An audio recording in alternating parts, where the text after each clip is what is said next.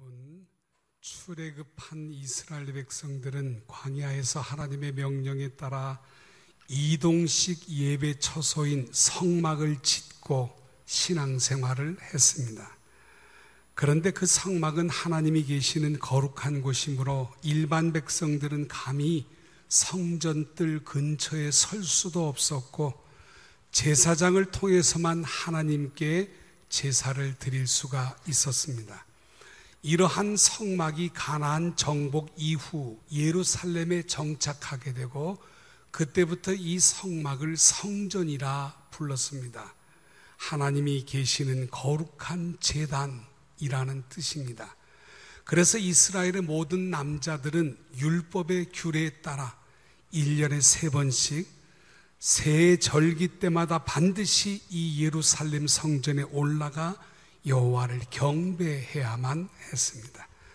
그런데 세월이 흘러 백향목으로 왕궁을 지은 다윗이 자신은 이렇게 멋진 왕궁에 살고 있는데 하나님의 법궤는 그때까지 남루한 회막에 있는 것을 안타깝게 여긴 것을 보면 다윗 왕 때까지만 해도 예루살렘 성전은 왕궁처럼 웅장한 모습을 갖추고 있지 못함을 우리가 알게 됩니다.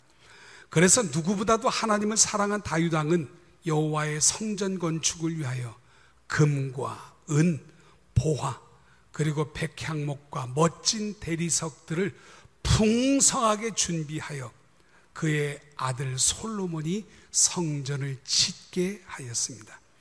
따라서 여러분, 솔로몬은 7년 동안 모리아산, 즉 아브라함이 아들 이삭을 번제로 드리려 하던 그곳에 너무나도 멋지고 웅장한 솔로몬 성전을 짓습니다. 그러나 여러분, 이 성전은요 BC 586년 바벨론 느부갓네살 왕의 침공으로 완전히 무너지며 성 안의 모든 보물과 기물들은 바벨론 나라에 빼앗기게 됩니다. 그러다가 그로부터 70년 후인 BC 516년 바벨론에서 70년 동안 포로 생활하던 이스라엘 백성들이 이제 조국으로 돌아와 수룹바벨을 중심으로 제2의 성전 수룹바벨 성전을 건축합니다만 제1성전 솔로몬 성전에 비하면 너무나도 초라하기 그지없는 모습입니다. 그 세월이 400여 년 흐르게 되고 이방인 헤롯이 임금으로 앉게 되고 헤롯은 이스라엘 백성들의 환심을 사기 위하여 옛 성전에 있던 그 터에 성전을 건축하게 되는데 이 성전이 서기 63년경에 완공하게 되는 성전을 헤롯 성전이라고 불렀습니다. 아무튼 여러분, 이스라엘 백성들은 남루한 형태의 성전도 있었지만 이렇게 3번 솔로몬 성전, 스룹바벨 성전, 그리고 헤롯 성전, 거대하고 웅장한 성전을 건축하기도 했습니다. 그런데 여러분, 예루살렘 성전에 대한 이스라엘 백성들의 생각은 너무나도 독특하고 남달랐습니다. 그들은 성전을 너무나도 뜨겁게 사랑했습니다. 아마 이렇게 성전에 대해 남다른 사랑을 가진 것은요, 일찍부터 중앙성소의 개념, 즉 단 하나 예루살렘 성전 그것만 가지고 있었기 때문이 아닐까라는 생각을 하게 됩니다. 예루살렘 성전, 이스라엘 전역에, 아니 전 세계 전역에 이스라엘 예루살렘에 단 하나밖에 없다 보니까 아무래도 자연스럽게 자부심도 갖게 되고 뜨거운 애정도 갖게 되지 않았을까라는 생각을 하게 됩니다. 그런데 여러분, 이러한 자부심도 사랑도 나중에는 지나쳐가지고 성전 건물 자체를 신성시하게 되었고 거의 우상처럼 성전을 추앙하는 그런 지경에 빠지게 됩니다. 이것은 여러분 그 자체만으로도 문제가 되지만 장차 예수님으로 말미암아 복음이 전 세계로 뻗어나가게 되는데 예루살렘 성전만 바라보고 반드시 여기에만 나와 예배를 드려야 한다고 하면 복음의 지대한 걸림돌이 될 것이 분명했습니다. 그래서 하나님께서는 이 성전을 헐어버리셨습니다. 마가복음 13장 2절 말씀에 보니까 우리 같이 한번 읽어볼까요? 마가복음 13장 2절입니다. 시작.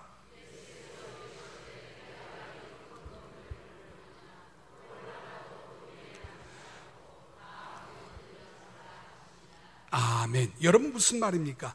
제자 중 하나가 예수님께 묻습니다. 선생님, 예루살렘이 멸망되리라 말씀하셨는데 그때 이 성전이 어떻게 되겠습니까? 예수님이 대답하십니다. 그때 돌 하나도 돌 위에 쌓이지 않고 완전히 무너지게 되리라 말씀하셨습니다. 그런데 여러분, 정말로 하나님은 예수님이 예언한 대로 서기 70년 로마의 티투스 장군이 이스라엘을 침공하게 되고 정말로 피비린내 나는 전쟁을 하게 되는데, 이때 헤롯 성전이 완전히 무너지도록 헤롯 성전을 완전히 무너뜨리는 로마의 티투스 장군입니다. 그러다 보니까 이 벽돌 위에 벽돌 한 장도 남기지 않고 완전히 흔적도 없이 헤롯 성전이 사라지고 말았습니다. 그리고 하나님은 그 무너진 터 위에 하나님의 교회를 세우셨습니다. 마태복음 16장 말씀에 보면 예수님이 제자들에게 묻습니다. 사람들이 나를 누구라고 하느냐? 그러자 제자들은 더러는 세례 요한이요, 대로는 엘리야요, 어떤 사람은 예레미야나 선지자 중에 하나라고 하나이다 대답합니다. 그러자 예수님이 묻습니다. 그러면 너희는 나를 누구라고 하느냐? 그러자 여러분, 마태복음 16장 16절에서 베드로가 고백합니다. 주는 그리스도시요 살아계신 하나님의 아들이시니이다. 할렐루야. 이때 예수님은 이런 고백을 하는 베드로를 칭찬합니다. 너는 베드로라. 내가 이 반석 위에 내 교회를 세우리니 음부의 권세가 이기지 못하리라. 주는 그리스도시요 살아계신 하나님의 아들이라고 고백하는 베드로의 그 신앙 고백 위에, 즉 우리의 죄 대신하기 위하여 십자가 지시기 위하여 이 땅에 오신 예수 그리스도, 바로 예수 그리스도가 나의 주님이라고 고백하는 그 고백 위에 교회를 세우시겠다고 말씀하셨습니다. 그런데 여러분, 주님은 정말로 십자가에 못 박혀 죽으셨고 십자가 보혈을 위해 이 지상의 교회들을 세우신 줄로 믿습니다.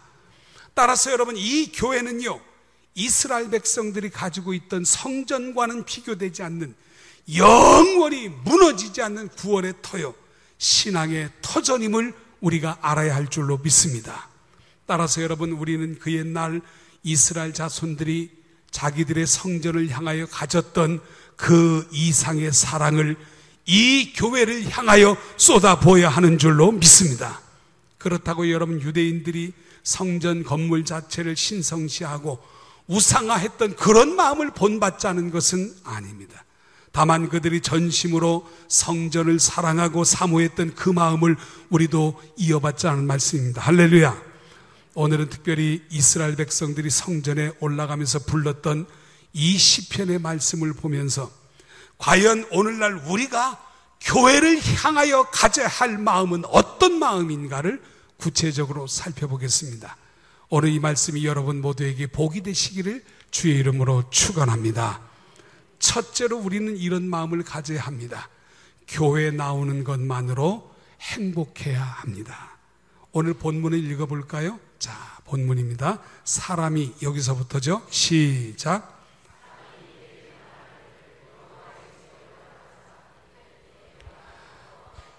아멘. 이 시는 다윗이 지은 시입니다. 다윗이 사람들로부터 여호와의 집에 올라가자 이런 권면을 들었을 때 느낀 기쁜 감정을 표현하고 있습니다. 그런데 여기서 여러분, 기뻐하다 해서 기뻐라는 단어를 히브리어 사마흐라는 단어를 썼는데, 이 말은 여러분 일반적인 기쁨이 아니라 신앙적인 측면의 기쁨, 즉 예배를 통하여 하나님을 만나는 뜨거운 감격과 기쁨을 묘사할 때 사용되는 단어가 사마흐라는 단어인데, 오늘 다윗은 내가 사마흐하였다라고 표현하고 있습니다. 여러분, 사실 다윗은 왕으로서 많은 재물과 또 전쟁에 승리할 때마다 취한 많은 여자들, 그리고 높은 권력 등 그의 삶의 주변에 여러 가지 기뻐할 만한 요소들이 그야말로 널려 있었습니다. 그러나 그에게 있어서 참되고 유일한 기쁨은 하나님을 만나기 위하여 하나님의 성전에 올라가는 바로 그것이었습니다. 이것은 다윗이 세상의 쾌락과 하나님이 주시는 기쁨의 차이를 분명히 알고 있었다는 것을 나타내주는 말입니다. 이와 같은 다윗의 모습은요, 오늘 우리 성도들의 삶이 무엇으로 기뻐하고 무엇으로 즐거워해야 하는가를 분명하게 깨닫게 해줍니다. 사랑하는 여러분, 사람들에게는 저마다 피곤하고 녹초가 돼가지고 말이죠, 금방이라도 쓰러질 것 같은 순간에도 눈이 번쩍 뜨일 만큼 기쁜 일들이 있습니다. 예를 들어 어떤 사람은요, 여러 모임에 나가 많은 사람들과 어울리는 것, 이런 것들을 큰 기쁨으로 여기는 사람도 있고, 또 어떤 사람은 등산 가는 것, 또 어떤 사람은 낚시 가는 것, 또 어떤 사람은 열심히 일해가지고 통장에 돈을 모으는 것, 이런 인생의 기쁨을 여기는 사람들도 있습니다. 이 노인정에 가보니까 노인들은 고스톱 치는 것을 최고의 기쁨으로 여기는 사람들도 있습니다. 그런데 여러분, 다윗은 그 어떤 세상적인 기쁨보다 하나님의 성전에 올라가는 것 그 자체를 가장 큰 기쁨으로 알았습니다. 이는 여러분, 다윗이 한 왕으로서가 아니라 자기 자신이 하나님 앞에 한 예배자인 줄 알고 하나님 앞에 예배드리는 것을 가장 기쁨으로 여겼다는 말입니다. 그리고 그는 그 무엇보다도 하나님이 예배하는 자기를 붙들어 주시고 축복해 주는 것, 이것을 가장 인생의 기쁜 낙으로 여겼습니다. 그러다 보니까 여러분, 여호와의 집에 올라가자, 하나님의 성전에 올라가자, 이 말을 들었을 때 너무나도 기뻐가지고 어쩔 줄 모르는 모습을 오늘 성경은 우리에게 보여줍니다. 따라서 이런 감격이 우리에게도 있어야 할 줄로 믿습니다. 말씀을 준비하면서 가만히 생각해 보니까, 물론 지금도 그렇습니다만 특별히 제가 중고등부 다닐 때 하나님의 성전에 올라가는 것을 굉장히 기쁘게 여겼던 것 같아요. 그때는 주일이 너무너무 기다려졌어요. 왜 이렇게 주일이 빨리 오지 않나, 이런 생각을 가지고 신앙생활 했던 것 같아요. 토요일이 되면 저녁을 먹는 둥 마는 둥 하고 교회로 달려나가요. 그럼 친구들이 여러 명 이미 와 있어요. 함께 기타 치고, 기타 못 치는 친구는 또 배우기도 하고 찬양도 하고 기도도 하고, 또 주일날 쓸 중고등부 주보, 이 청심, 맑을 청 마음심, 이 청심이라고 하는 주보도 아니고 뉴스지도 아니고 이런 신문을 가리방, 원지 긁어가지고 말이죠, 롤러로 이 등사기 있잖아요, 거기 밀어가지고 만들어 놓고 새벽기도 참석하고, 그러다가 정작 예배 시간에는 잠을 못 자서 꾸벅꾸벅 졸던 그 터벅머리 청소년 시절이 기억납니다. 얼마나 교회에 올라가는 것이 기쁜지 몰랐어요. 그때는 정말로 교회 가는 게 이 세상의 최고의 행복인 줄 알았어요. 그러다 보니까 여러분, 제 동기, 여러 번 말씀을 드렸습니다만 제 같은 학년 친구들이 남녀 모두 30명이 있었는데 그 가운데 6명이 목사가 되었어요. 대단하지 않습니까, 여러분? 한 학년에 30명이 있는데 그 가운데 6명이 목사가 되었다. 그 비결이 뭘까? 하나님의 성전에 올라가는 것, 교회 나가는 그 자체가 너무너무 행복한 우리가 되었더니 하나님은 지금까지 여전히 우리를 도구로 쓰신다는 사실입니다. 그러므로 여러분, 오늘 우리가 교회를 생각할 때 우리 모두가 가장 먼저 회복해야 할 것은 바로 교회 가는 것 그 자체만으로 설렘과 감격이 우리에게 있어야 할 줄로 믿습니다. 토요일 저녁만 되면 내일 교회 가는구나, 우리 주님 만나는구나, 하나님께 예배를 드리는구나, 이런 설렘과 감격이 있는 성도, 하나님은 결코 이런 우리를 잊지 않고 축복해 주실 줄로 믿습니다. 과거 가난했던 시절에 우리 부모님 세대는요, 주일이 돌아와 교회 가는 것을 가장 큰 행사로 알고 감격해 오셨습니다. 주일 예배 늦지 않기 위해 가지고요, 아침 일찍 서둘러서 준비하며 혹은 30분 혹은 1시간 먼저 교회 나와서 하나님 앞에 기도로 준비하곤 했습니다. 또 헌금도 토요일에 미리 새돈으로 준비했고, 만일 새돈으로 준비하지 못했으면 다리미로 다려서 깨끗한 것으로 하나님께 드리려고 최선을 다했습니다. 교회에서 목사님, 장로님 뵙기를 하나님 뵙듯 했으며 성도들 만나기를 천사 만나듯 했습니다. 주일날은 너무나도 좋은 날이기 때문에 아이들에게도 가장 좋은 옷을 입혀 교회에 보냈으며 서로 아이들을 야단칠 일이 있어도 그날만은 너그럽게 넘어가곤 했었습니다. 성수주일 하기 위하여 주일날 먹을 음식을 각 가정에서 미리 토요일에 장만했으며 경제력이 허락하는 날 집에서 가족들이 먹을 때 가장 좋은 음식을 먹으려고 정성껏 준비하여 마치 잔치처럼 주일을 보냈던 것이 우리 가정들의 모습입니다. 그런데 여러분, 언제부터인가 이런 모습이 우리에게 사라져가고 있습니다. 이렇게 설레는 마음으로 교회에 오기보다는요, 주말인 토요일을 지나치게 즐겨서 겨우 예배 시간에 늦지 않을 만큼 일어나 교회에 오는 것이 일반화되어 갑니다. 오늘 우리는 과연 이것이 하나님의 축복을 받은 자로서 교회에 대하는 바른 태도인가를 우리 모두 심각하게 생각해야 합니다. 과연 이런 모습을 보이는 우리에게 하나님은 과거와 같이 여전히 우리를 축복해 주실까? 이 사실을 여러분이 생각해야 합니다. 그러므로 여러분, 이러한 우리 모습이 합당한 것이 아니라면 그 옛날 이스라엘 백성들이, 그 옛날 믿음의 용장 다윗이 가졌고 우리 부모 세대들이 가졌던 교회에 나오는 것만으로도 행복했던 이러한 순수한 신앙을 회복하게 되기를 주의 이름으로 축원합니다. 할렐루야. 그렇습니다. 순수한 신앙에 하나님의 성전에 올라오는 것만으로도 행복해하는 우리, 하나님은 기억하시고 은총을 베풀어 주실 줄로 믿습니다. 두 번째는 교회에 있는 것만으로 행복해야 합니다.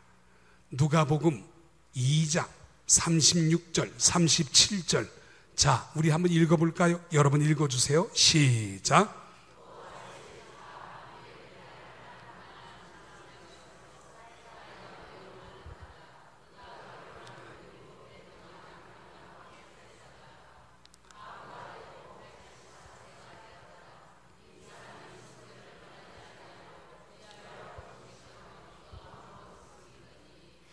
여러분, 안나라고 하는 늙은 여선지자가 오늘 말씀해 보니까 과부가 되고 84세가 되었더라 했는데, 어떤 성경학자는 그가 84세라 이렇게 설명하기도 하고 84년 동안 원문을 보면 성전을 떠나지 않고 있었다 이렇게 설명하기도 합니다. 어쨌든 늙은 여선지자가 80여 년을 성전을 떠나지 않고 그곳에서 주야로 금식하며 기도하다가 예수 그리스도의 탄생을 증거하는 삶을 살았다라고 성경은 가르쳐 줍니다.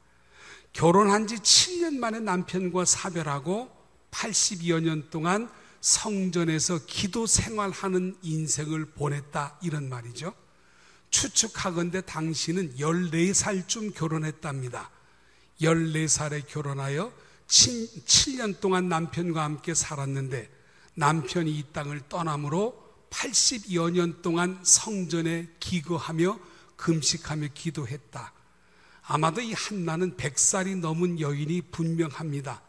100살 넘은 나이, 수족을 움직이기도 힘들고 보통 사람들은 대소변도 잘 못 가리고 치매 때문에 고통받는데 이 여인은 80여 년 동안 금식하며 기도하며 성전에서 보냈습니다. 성전 안에 거하는 것만으로도 너무나도 행복했습니다. 세상 쾌락을 느끼며 사는 것보다 성전에 거하는 것이 너무나도 즐거움으로 이곳에서 금식하며 기도하다가 예수 그리스도를 만나는 축복을 안나가 받았다는 거예요.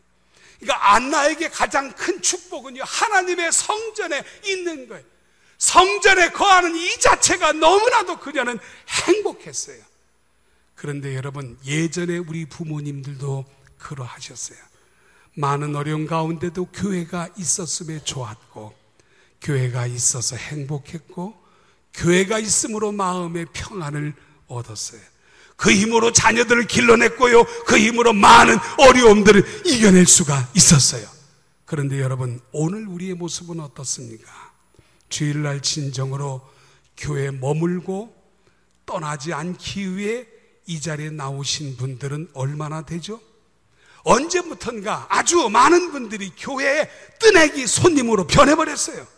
결혼식에 가야 하고 사교 모임에 가야 하고 등산도 가야 하는데 차마 주일은 범할 수 없으니까 살짝 와서 잠시 예배만 듣고 축도도 끝나기 전에 교회를 나가는 그런 사람들이 있습니다. 참으로 여러분, 가슴 아픈 일이 아닐 수 없습니다. 교회가 죽어가고 있음을 가장 확실하게 보여주는 모습입니다. 왜냐하면 성도 개개인의 영성이 이렇게 죽어간다는 것은요, 곧 교회가 서서히 말라 죽어가는 것을 말해주는 것이기 때문입니다. 따라서 여러분, 이를 시급히 우리가 개선하기 위해서는 오늘 여러분이 앉아있는 그 자리가 잠시 머물다 가는 자리가 아니라는 인식을 갖는 것이 너무나도 중요할 줄로 믿습니다. 예배만 드리고 가는 곳이 아니에요. 이곳을 통하여 하나님의 은혜를 나누며 서로 교제하며 사랑으로 섬기는 공동체라는 말씀이에요. 이런 생각을 가지고 하나님의 성전에 거해야 한다는 말이에요. 시편 84편 10절에 보니까 주의 궁전에서의 한 날이 다른 곳에서의 첫날보다 나은즉 악인의 장막에 사는 것보다 내 하나님 성전 문지기로 있는 것이 좋사오니 시인은 이렇게 고백합니다. 하나님 없이 부귀영화를 누리며 사는 세상적인 삶 전체와 하나님과 교제를 나누며 정말로 비천한 성전 문지기로 지낸다 할지라도 그렇게 사는 하루가 더 나에게는 소중하다라고 고백하는 시인의 모습입니다. 그렇습니다, 여러분. 시인은 하나님의 성전에 거하는 그 자체만으로도 너무나도 기뻤습니다. 그 일이 어떤 일을 하든 그것이 중요한 것이 아니었습니다. 하나님 성전에 거하며 하나님과 함께 있다는 그 자체만으로도 행복해하는 시인의 모습입니다. 여러분, 지금 앉아있는 그 자리는 예배가 끝나도 머물고 떠나지 않는 자리가 되기를 주의 이름으로 축원합니다. 우리 모두의 아버지의 집이잖아요. 가장 편안하게 우리의 모든 것들을 내려놓고 하나님께 말씀을 드리고 그분의 사랑과 은혜로 다른 형제 자매를 섬기고 남들이 하기 힘든, 어렵고 힘든 일을 내가 직접 하는 것을 자부심으로 여기고 이것을 신앙의 긍지로 하라. 하나님께 영광 드리기 위하여 머무는 장소, 하나님의 성전에 머물고 있다는 이 자체를 가장 즐거워하고 행복해하는 것, 신앙인의 모습인 줄로 믿습니다. 오늘부터라도 예배 끝나고 바로 가지 말고 말이죠, 한 바퀴 성전도 빙 둘러보고 여기저기 살펴보고 성도들과 교제도 하고 내가 도와야 될 일이 뭘까, 지금 당장 내가 안 되더라도 주중에 와서 섬겨야 할 일이 뭘까 살펴보고 하나님께 기쁨 드리고 이 성전 내려가는 여러분이 되시기를 주의 이름으로 축원합니다. 세 번째는 헌신하는 것으로 행복해야 합니다. 에베소서 4장 11절 12절 말씀을 읽어볼까요? 자, 11절 12절입니다. 시작.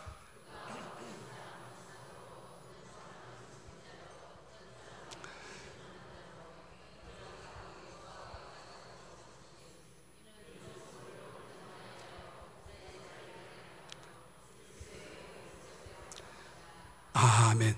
여러분, 하나님은 우리 모두에게 알맞는 직분을 주셨습니다.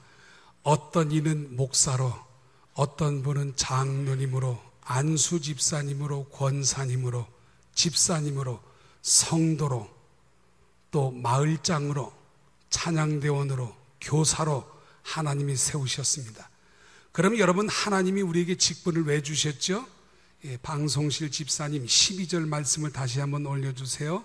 이는 성도를 온전하게 하여, 이 말은 바른 믿음 안에 서게 하여, 그런 말이죠. 봉사의 일, 그리스도의 몸을 세우게 하려 함이라.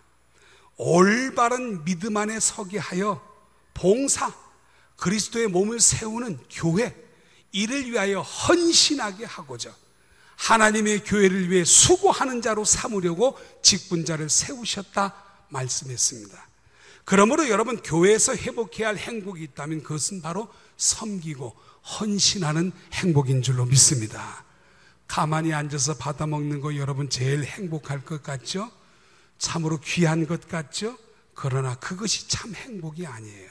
오히려 11조 드리고 감사헌금 드리고 찬양대원으로 헌금 위원으로 안내위원으로 주차 관리하며 각 부서에서 교사로 방송부에서 재정부로 주방 식당에서 봉사하는 이런 것이 오히려 행복 중에 행복이란 말씀이에요. 물론 여러분 세상적인 눈으로 볼 때 이런 모습은요 이보다 더 바보스럽고 멍청한 일은 없습니다. 왜 돈 들이고 시간 들이고 자존심까지 포기해가면서 사람들 앞에 굽신굽신거리고 안내하고 말이죠. 싫은 소리 들어가면서 주차 관리해야 하고 여러분 이런 거 세상 사람들로서는 이해가 되지 않습니다. 그러나 이 행복을 경험해 본 사람 입장에서 보면요 이보다 더 큰 행복은 없는 것입니다. 세상 사람들의 마음을 보여주는 말씀이 있는데요 잠언 14장 13절을 보면요 웃을 때 마음에 슬픔이 있고 즐거움의 끝에도 근심이 있나니. 세상 사람의 행복이라는 게 세상의 행복이 늘 그렇다는 거예요. 세상적인 것을 누릴 때는 좋은데 그 끝은 언제나 보면 허탈해진다는 거예요. 왠지 모를 허무와 걱정 같은 것이 스며든다는 거예요. 왜요? 세상적인 것은 다 소모적인 것이기 때문에 그런 허탈감에 빠지게 됩니다. 그러나 여러분 교회에 나와서 드리는 섬김과 헌신으로 얻는 기쁨은요 날마다 샘솟듯 솟아나는 것입니다. 기쁨이 그 순간으로 끝나는 것이 아니에요. 이후에도 늘 우리로 하여금 기쁘게 만드는 거예요. 사도행전 20장 35절에 보니까 주는 것이 받는 것보다 복이 있다고 그랬어요. 그래서 그런 거예요. 마태복음 20장 28절 말씀해 보니까 인자가 온 것은 섬김을 받으려 함이 아니라 도리어 섬기려 하고 자기 목숨을 많은 사람의 대속물로 주려 함이라 기록되어 있어요. 자기 몸까지라도 우리에게 주기 위하여 주님이 이 세상에 오셨어요. 사랑하는 여러분, 오늘날 우리 성도들이 왜 허전하고 왜 불행한 줄 압니까? 바로 이 행복, 섬기려 하고 헌신하려는 것을 잃어버렸기 때문입니다. 섬김과 봉사로 얻어지는 기쁨이 최고고 영원한 건데 성도들이 세상 사람들과 같은 가치관을 가지고 이렇게 섬기고 헌신하는 것을 바보처럼 여기기 때문에 오늘날을 살아가는 우리 성도들이 신앙생활함에도 불구하고 허탈하다는 말씀입니다. 따라서 여러분 우리 모두는 이 행복을 회복해야 할 줄로 믿습니다. 나중에 여러분 이런 행복을 제공해 준 교회에게 고마운 마음이 들 만큼 이 교회를 통하여 열심으로 헌신하고 봉사하고 섬기는 여러분이 되기를 주의 이름으로 축원합니다. 그럴 때 여러분 진정으로 성도로서의 감격과 은혜가 있는 겁니다.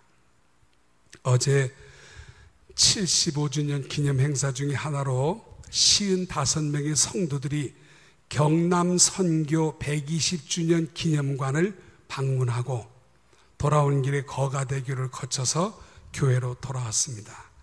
이 경남 선교 120주년 기념관, 여기에 해운대 교회 역사적인 어떤 그런 역할이 굉장히 소중했었음을 다시 한번 깨닫고 돌아왔습니다. 우리 교회는 두 가지인데, 첫째로 알버트 클레멘트 라이트 예원배 선교사의 기념 예배당이라는 거. 대한민국의 선교사들이 개척하고 세운 교회는 많아도 선교사 기념 예배당은 아마도 유일무이한 교회가 아닐까라는 생각을 갖습니다. 또 하나는 일제시대에 일본 사람들이 신사참배를 강요할 때 이 부산 경남 지역은 호주 선교사님들이 복음화시킨 곳이 이곳입니다.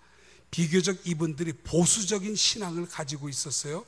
그러다 보니까 그들의 신앙관으로 볼 때 신사참배하는 것은 우상에게 절하는 것이므로 백성들을 격려하여 신사참배하지 못하도록 권유했죠.